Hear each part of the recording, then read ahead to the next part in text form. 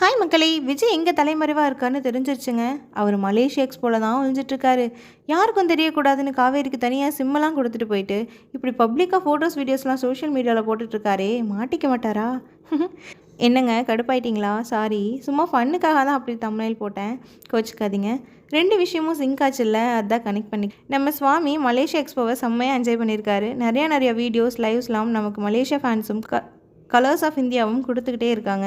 பார்க்கவே ரொம்ப சந்தோஷமாக இருக்குல்ல.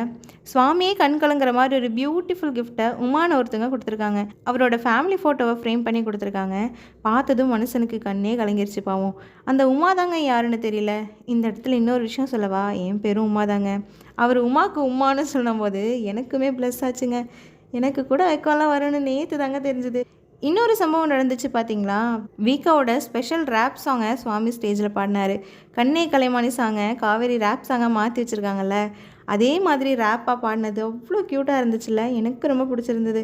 இன்னும் நிறைய சாங்ஸ் கூட பாடினார். அப்புறம் சுகர் பேபி டான்ஸ் வேறு லெவலில். ஒரு சுகர் பேபி சாங்க்கு டான்ஸ் ஆடுற மொமெண்ட் செம்மல்ல. நாளைக்கு இல்லைன்னா நாளானிக்கு ரிட்டன் வந்துட்டு ஷூட்டிங் கண்டினியூ பண்ணுவார்னு எக்ஸ்பெக்ட் பண்ணுறேன். சுவாமியோட மலேசியா எக்ஸ்போ பற்றின உங்கள் கருத்துக்களை கமெண்ட்டில் சொல்லுங்கள். பாய்.